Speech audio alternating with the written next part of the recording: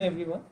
I am Dr. Sudeep Khanna. I am a senior consultant, Department of Gastroenterology and Hepatology at Indraprastha Apollo hospital new Delhi.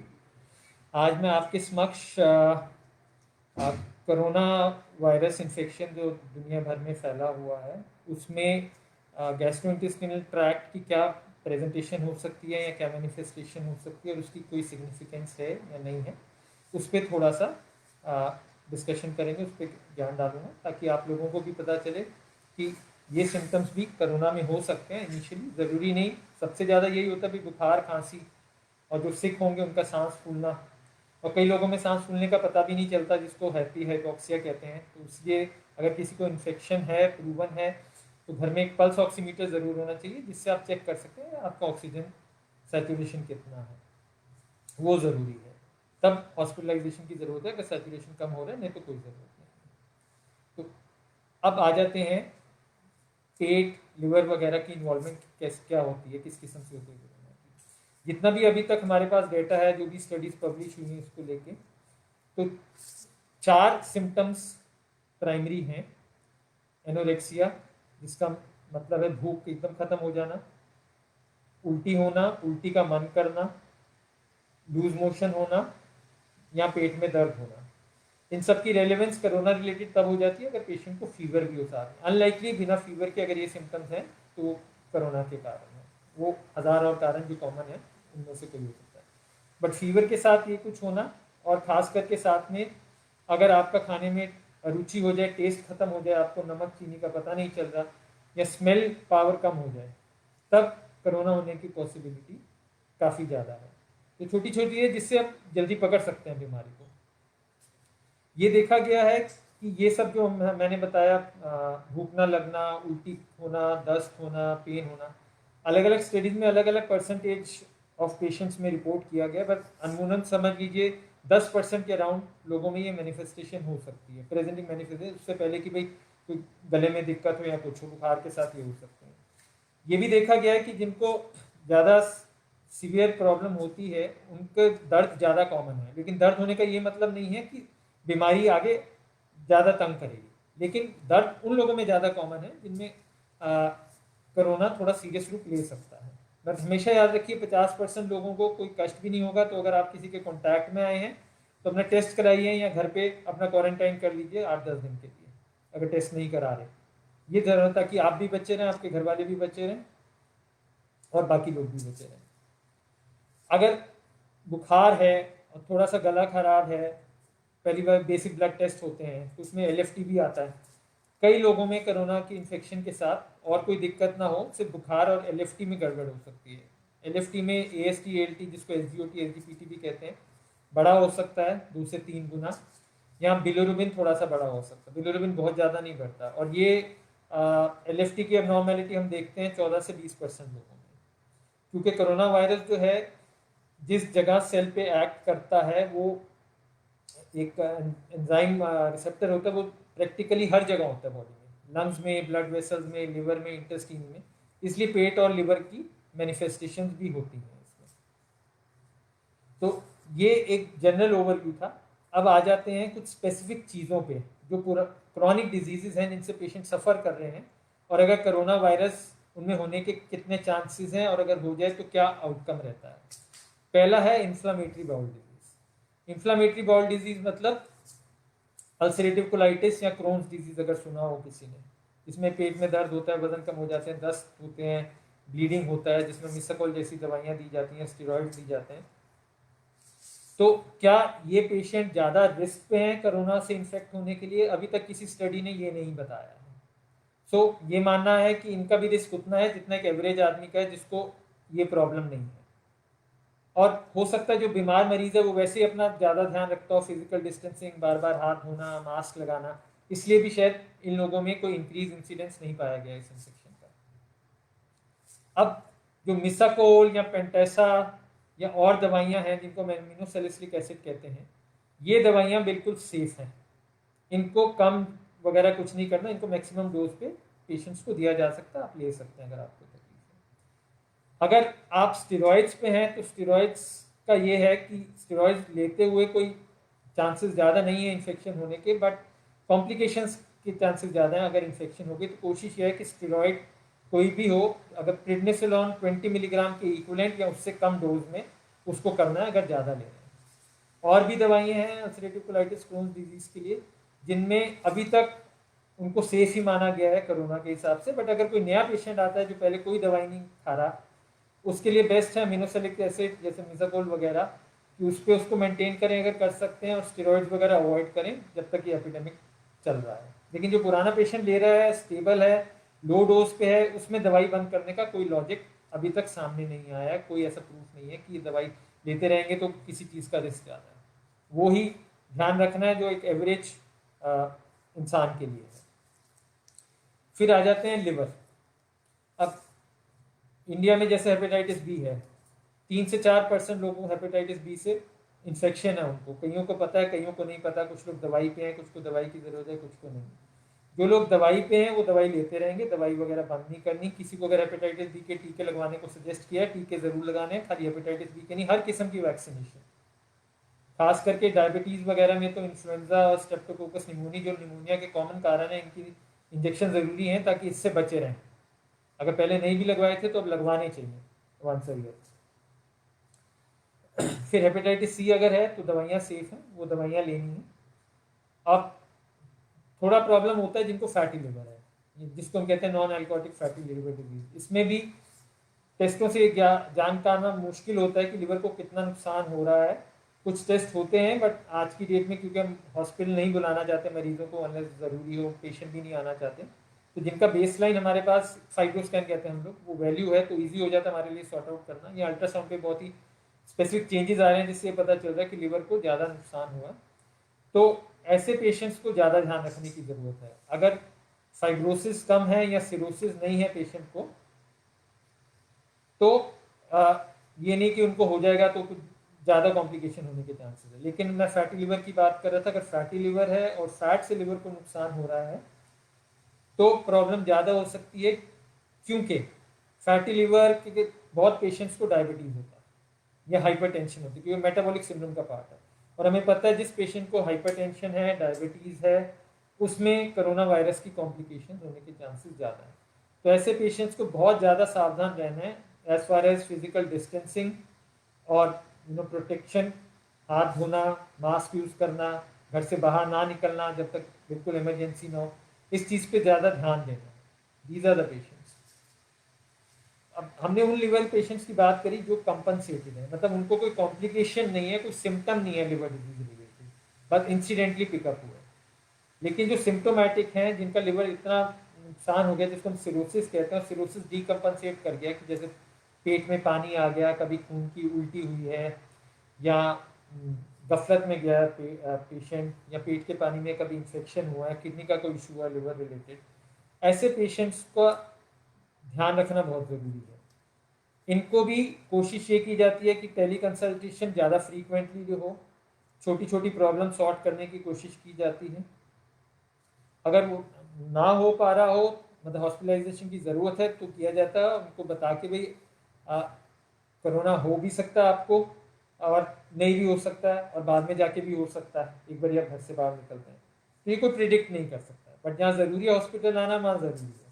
लेकिन कोशिश ज़्यादातर ये की जाती है कि अगर घर पे मैनेज हो जाए, घर के आसपास किसी और डॉक्टर से कंसल्ट करके मैनेज हो जाए तो बेहतर है। जहाँ तक रूटीन टेस्टिंग का सवाल है, जैसे पहले हमने कहा लिवर डिजीज़ की, तो कुछ टेस्ट 3 महीने पे होते हैं, कुछ 6 महीने पे, कुछ साल में एक बारी। तो वो टेस्ट घर के आसपास किसी भी लैब में करा के आप अपने डॉक्टर, जो भी किसी बड़े हॉस्पिटल में आप कंसल्ट करते हैं, उनको ऑनलाइन कंसल्टेशन कर सकते हैं। टेस्टिंग के लिए हॉस्पिटल में आने का कोई मतलब नहीं, अनलेस वो टेस्ट होता ही सिर्फ हॉस्पिटल में। अब आ जाते हैं हम एंडोस्कोपी। रूटीन एंडोस्कोपीज बहुत कम कर रहे हैं, अगर बिना एंडोस्कोपी के काम चलता है ठीक है। लिवर डिजीज में हम एंडोस्कोपी प्राइमरीली एक ही कारण करते हैं कि खून की नसें तो नहीं फूल गई खाने की नली के आसपास। तो अगर पहले एंडोस्कोपी हुआ है, हमें पता भाई छोटी थी, कुछ नहीं करना, तो हम उसको डिले कर देंगे 3-4 महीने। जब अभी 3 महीने पहले किसी को खून की उल्टी हुई हो और हमने उस नसों पे छल्ले चढ़ाए हों, उनका हम चाहेंगे दोबारा करें, अगर और कोई ऑल्टरनेटिव ना हो। नहीं तो ये जो है कि कुछ दवाइयाँ होती हैं जिनसे नसें छोटी रह सकती है, अगर पेशेंट वो दवाई टॉलरेट कर ले प्रॉपर डोज में, तो एंडोस्कोपी पोस्टपोन करने की कोशिश की जाती है। अब लिवर में लिवर कैंसर भी आता है, तो अगर कोई ऐसा इलाज है कि भाई गोली चल रही है घर पे, तो उसमें फिर हॉस्पिटल में आने की ज़रूरत नहीं, अब टेस्ट कराए, ऑनलाइन कंसल्टेशन ले लिया। कोई कीमोथेरेपी चल रही है, आईवी इंजेक्शन चल रहे हैं घर के आसपास, किसी नर्सिंग होम वगैरह में लगवाने की कोशिश की जा सकती है। लेकिन कुछ बहुत सोफिस्टिकेशन टेक्निक्स होती हैं, जैसे रेडिएशन थेरेपी है, फिर रेडियो फ्रीक्वेंसी एब्लेशन वगैरह होता है, वो अगर ज़रूरत है तो फिर हॉस्पिटल में आना मस्ट है, क्योंकि ये मशीनें आप नर्सिंग होम वगैरह में नहीं होंगी, बहुत महंगी और बहुत सोफिस्टिकेटेड मशीन होती हैं। यहाँ इतना छोटा कैंसर अभी पिकअप हुआ और बेस्ट ऑप्शन लिवर ट्रांसप्लांट है, तो फिर लिवर ट्रांसप्लांट का सोचना, ये एक इंडिकेशन है जिसमें लिवर ट्रांसप्लांट आज की डेट में हम लोग करना चाहेंगे। नहीं तो अदरवाइज अगर अवॉइड करना, कोशिश यही रहती है कि जितना पोस्टपोन हो जाए लिवर ट्रांसप्लांट आज के टाइम में, उतना अच्छा है। दूसरा, अगर समझिए कि लिवर डीकम्पनसेटेड है या फाइब्रोसिस ज़्यादा है, ऐसे मरीज को कोरोना इन्फेक्शन हो गई तो ऑब्वियसली लाइफ रिस्क है और काफ़ी प्रॉब्लम एक्सपेक्ट करते हैं। बट अगर और कोई इशू ना हो और पेशेंट बहुत ज़्यादा खराब ना हो, तो ऐसे पेशेंट में भी लिवर ट्रांसप्लांट का सोचा जा सकता है। अब ये हो गया लिवर के बारे में। अब जो सबसे कॉमन चीज़ है, ये किसी भी गैस्ट्रोएंटरोलॉजिस्ट के पास सबसे ज़्यादा मरीज होते हैं इरिटेबल बाउल सिंड्रोम या फंक्शनल बाउल डिजीज, जिसमें गैस, ब्लोटिंग, कभी कब्ज, कभी लूज मोशन, डकार, ये सब चीज़ें होती हैं। और आजकल टेलीकंसल्टेशन भी जो हम कर रहे हैं, 80% मरीज ऐसे ही हैं, और जो हमारे पुराने मरीज हैं जो काफ़ी टाइम से ठीक चल रहे थे, अब सब गड़बड़ हो गए हैं, क्योंकि this is a very stressful period, और स्ट्रेस का डायरेक्ट रिलेशन फर्स्ट मैनिफेस्टेशन पेट से होता है। तो जितना आपको एंजाइटी डिप्रेशन होगा, उतना आपका पेट खराब रहेगा, चाहे नॉन सीरियस वे में, बट आपका सारा दिन खराब जाएगा, आप पूरा डिसहार्टेंड हो जाते हैं, भाई आज मैं स्टूल नहीं गया या 4 बारी गया, मैं बैठ नहीं पा रहा, डकार आई जा रहे हैं, सारे घर वाले परेशान हैं। तो मोस्ट इम्पॉर्टेंट इज कि आपको पॉजिटिव रहने की कोशिश करें, हमेशा नहीं, क्योंकि वो पॉसिबल नहीं है, बट कोशिश करनी है। अपने आप को बार बार अच्छी चीज़ कोई बोलते रहिए, कोई किताब पढ़िए, टीवी पे कोई अच्छी चीज़ देखिए, टॉक टू योर फ्रेंड्स।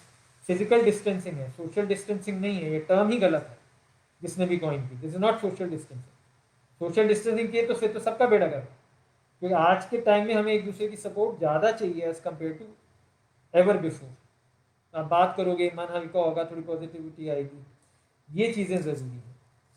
कोशिश करिए वज़न ना बढ़े। इतने मेरे पेशेंट हैं 4-5 किलो बढ़ गया, 5 महीने पहले शुगर नहीं थी, अब शुगर हो गई, तो फैटी लिवर हो गया, शुगर हो गई, फिर अगर कोरोना हो जाए तो कष्ट है। तो you have no business of gaining weight. 2-3 kilo कम कर लें घर पे बैठ के तो अच्छा है। कई घरों में होता है भी पार्टियां हो रही हैं, रोज खाने बन रहे हैं अलग अलग तरह के, कि घर पे बैठे हैं, दिस इज नॉट राइट। कि वैसे भी मोटापा एक बीमारी है जिससे 10 और बीमारियां होती हैं। तो आपको अपने खुराक का ध्यान रखना है। नहीं मन करेगा एक्सरसाइज करने का, mind is a very powerful, mind he negative है, आपका कुछ करने का मन नहीं करेगा, बट आपको फोर्स करना है अपने आप को। और एक्सरसाइज के लिए बाहर निकलने की जरूरत नहीं है, पार्क है जरूर जाइए, बहुत ज़्यादा लोग नहीं थे, मास्क लगा के जाइए इफ यू कंफर्टेबल। लेकिन अगर आपको डर लगता है बाहर जाने में, घर पे करिए, 1 घंटा योगा करिए, देयर सो मेनी एक्सरसाइजेज जो आप लेटे लेटे कर सकते हैं, बट आपको करनी है, ये बहुत जरूरी है। अब कुछ चीज़ों का और ध्यान रखना है इसमें, जैसे अगर हो गया किसी को तो HCQ वगैरह दवाइयाँ दी जाती हैं, तो कुछ ड्रग्स के साथ इंटरेक्शन होता है, तो आपको अपने डॉक्टर से पूछना, भाई मैं ये दवाइयाँ खा रहा हूँ, कोई ड्रग इंटरेक्शन होने की चांसेस तो नहीं है, उस हिसाब से डोज एडजस्ट करनी पड़ती है। और जिनको हार्ट की प्रॉब्लम है, उसमें हम HCQ नहीं देना चाहेंगे, क्योंकि उससे हार्ट की रिदम में गड़बड़ हो सकती है। तो ये कुछ चीज़ें जो आपको, जो भी फिजिशियन से आप डिस्कस कर रहे हैं, कोरोना टीम से आपको सुपरवाइज कर रही है, उनसे आप ये पूछ सकते हैं, वैसे तो बताएंगे, लेकिन फिर भी आप उनसे ये सब पूछ सकते हैं। ऐसा जो आपकी पेट की जनरल दवाइयाँ चल रही हैं, जैसे एंटासिड वगैरह हैं या कॉन्स्टिपेशन की दवाइयाँ हैं, ये सब आप लेते रहिए, इसमें कोई नुकसान नहीं है। एक चीज़ जो मैं सबको कहना चाहूँगा, जो वैसे गैस्ट्रो से रिलेटेड नहीं, but vitamin D is a good thing to have. Vitamin D का बहुत रोल है सब चेस्ट इन्फेक्शन में, उनकी सिविरिटी को कम करने में। तो विटामिन डी लो है तब तो लेना ही है, और अगर नॉर्मल भी है तो may be once a month एक कैप्सूल लेने से फ़ायदा ही होगा। आजकल काफ़ी वो प्रचलन है होम्योपैथिक दवाइयाँ ले रहे हैं जिसमें आर्सेनिक वगैरह होता है, कि इससे बचे रहेंगे, वेरियस आयुर्वेदिक दवाइयाँ ले रहे हैं जिनका अभी तक कोई एविडेंस नहीं है, और कोई ऐसी दवाई नहीं है किसी भी फील्ड की हो, चाहे आयुर्वेदिक हो, एलोपैथिक हो, जिसका साइड इफेक्ट नहीं होगा। तो कुछ भी लेने से पहले सोचिए कि इससे कोई नुकसान तो नहीं हो सकता आपको, तो ज़रूरत है तभी लीजिए। और क्या बताएं आपको, पेट और लिवर के हिसाब से यही है। बाकी पैंक्रियाज एक ग्रंथि होती है जो बिल्कुल पेट के पीछे होती है, जिससे इंसुलिन ग्लूकागॉन वगैरह बनता है, जिससे बॉडी का शुगर को कंट्रोल रहता है, और एंजाइम्स और जूसेस बनते हैं जिससे डाइजेशन होता है खाने का, और उसके बाद एब्जॉर्प्शन होता है। तो ये वायरस पैंक्रियास को भी इफेक्ट करता है। कई लोग न्यूली डायबिटिक हो जाते हैं इन्फेक्शन के साथ, और कई लोगों का अगर शुगर था पहले तो शुगर काफ़ी गड़बड़ हो जाता है।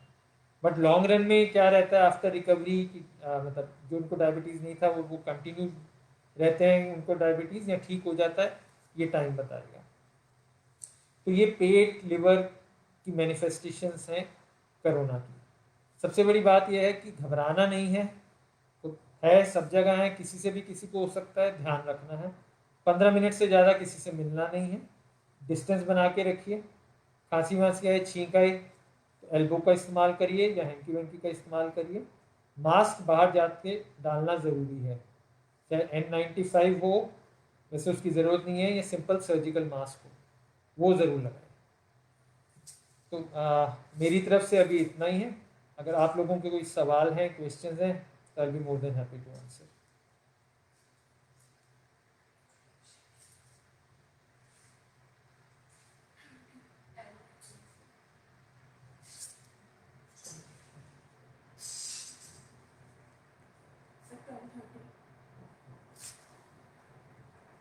चलिए, अगर कोई और सवाल नहीं है तो मैं कुछ और चीज़ें आप लोगों से डिस्कस कर लेता हूँ, जो वैसे रिलेटेड नहीं है, बट रोज़ रोज़ आप नई चीज़ें पढ़ते हैं दवाइयों के बारे में। तो अभी 2 दवाइयाँ जो अप्रूव हुई हैं FDA, food and drug administration US, और director general health services India में, उसमें एक है रेमडेसिविर जो कि अब इंडिया में बननी शुरू हो गई है, और एक है फेविपिराविर जो अब इंडिया में रिलीज़ हो गई है। और इन दोनों दवाइयों का माइल्ड टू मॉडरेट डिजीज़, जहाँ तक पेशेंट जब तक आईसीयू में नहीं गया तभी बेस्ट रोल है। अगर ज़्यादा डिले हो जाए तो प्रॉबेबली इन दवाइयों का भी कोई खास रूल नहीं है। बट हाँ, अब इंडिया में अवेलेबल हैं और होपफुली इजीली अवेलेबल हैं, तो हो सकता है कि डेथ रेट थोड़ा और कम हो जाए इंडिया में। और वैसे भी मतलब ओवरऑल अगर पूरे वर्ल्ड से कंपेयर करें तो death rate by God's grace India में रिलेटिवली कम है। और डाइट में प्रोटीन्स ज़्यादा लें। कितने वेजिटेरियन पेशेंट्स हैं मेरे, उनकी डाइट अगर आप कैलकुलेट कर लें, हार्डली प्रोटीन जाता है। 1 ग्राम जितना आपका वेट है उतना दिन में प्रोटीन आपको खाना ही खाना है किसी भी फॉर्म में। Egg is a very good source of protein. अगर एग खाते हैं तो उससे बढ़िया कोई प्रोटीन का सोर्स नहीं। चिकन, फिश, मटन में जनरली सजेस्ट नहीं करता क्योंकि उससे जनरली कोलेस्ट्रॉल वगैरह ज़्यादा होता है, शुगर पेशेंट्स के लिए ठीक नहीं है, और पेट में भी, डाइजेशन में भी थोड़ी प्रॉब्लम होती है। तो ये चीज़ें आपने देखनी है। सो डिस्टेंसिंग, हैंड वॉशिंग, मास्क।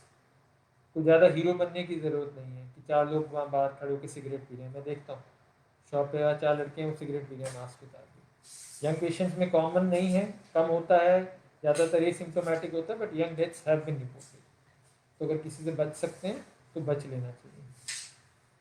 और जो लोग ऑफिस वगैरह जाना शुरू कर रहे हैं, they have to be careful. बड़ा शौक होता है भी फ्री चाय मिल रही है, ये मिल रहा है, वो पी लें वो पी लें। तो जितना अवॉइड कर सकें अवॉइड करें। एक बारी मास्क डाल लिया है तो मास्क के फ्रंट को नहीं छूना, और फेस छूने से पहले या हैंड सैनिटाइजर से या साबुन से हाथ धो के then touch your face. Hand washing is very important, ये सब ध्यान रखिए।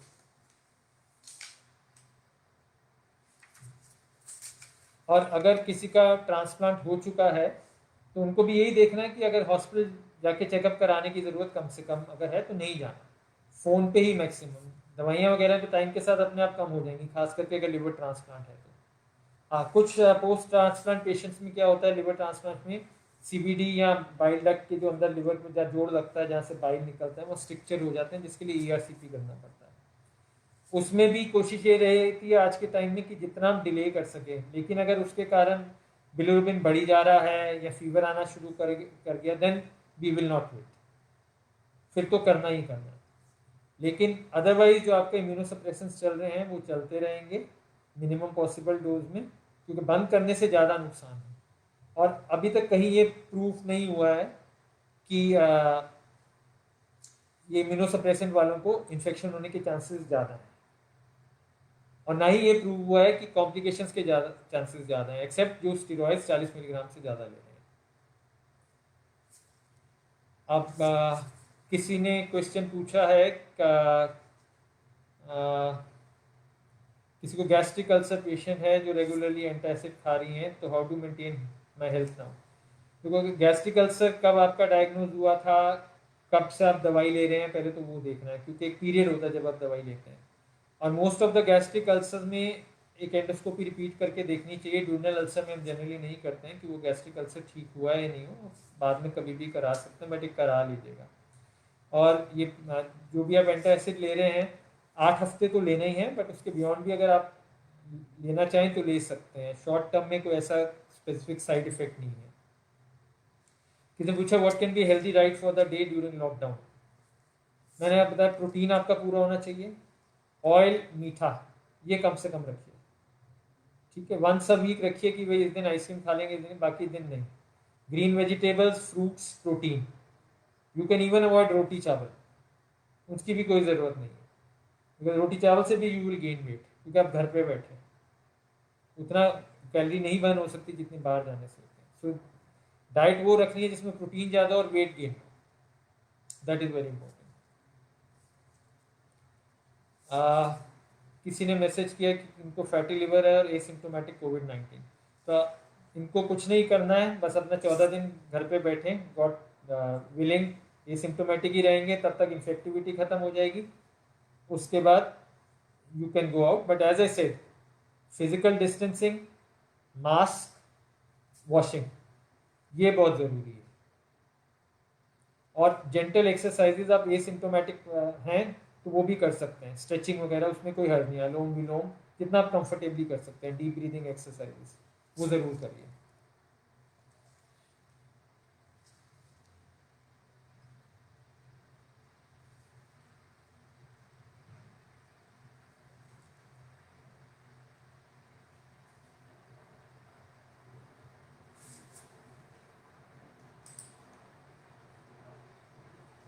नहीं, HCQ से फैटी लिवर पे कोई इम्पैक्ट नहीं है सर, बट आप ध्यान रखिए अगर किसी को डायबिटीज़ है तो क्लोरोक्वीन और HCQ can cause low blood sugar. तो अगर डायबिटीज़ का पेशेंट ले रहा है HCQ तो उसको थोड़ा सा शुगर का मॉनिटरिंग करना है। HCQ में अदरवाइज बहुत रेयर केस रिपोर्ट है लिवर पे कोई इन्वॉल्वमेंट की, बट ऐसा नहीं है कि like other drugs that we know are liver toxic, this is not a liver toxic drug, वो आप कंटिन्यू कर सकते हैं।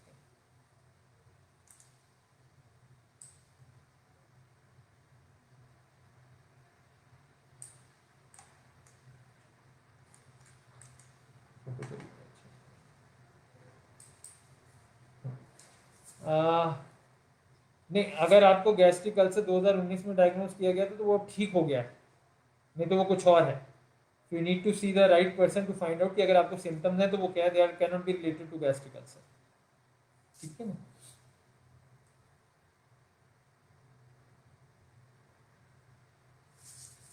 किसी ने पूछा है कि उनको गैस्ट्रिक की प्रॉब्लम है, रिफ्लक्स है, IBS है और एंटासिड खा रहे हैं 2 साल से। ना मतलब आप खा सकते हैं, बट जनरली हम रिकमेंड ये करते हैं कि 8 से 12 हफ्ते रेगुलरली ले लिया, उसके बाद ऑल्टरनेट डे या उसकी जगह फेमोटिडिन वगैरह कुछ ट्राई करी। बट मेरा पर्सनल एक्सपीरियंस ये है कि acidity does not mean that you need an antacid. Patient किसको एसिडिटी कहता है और actually what exactly is the problem are two different things. So for that you need to see the right person who can sort out your problems, and a lot of these things have to do with your diet and your mind, which needs to be sorted out by seeing the right professional.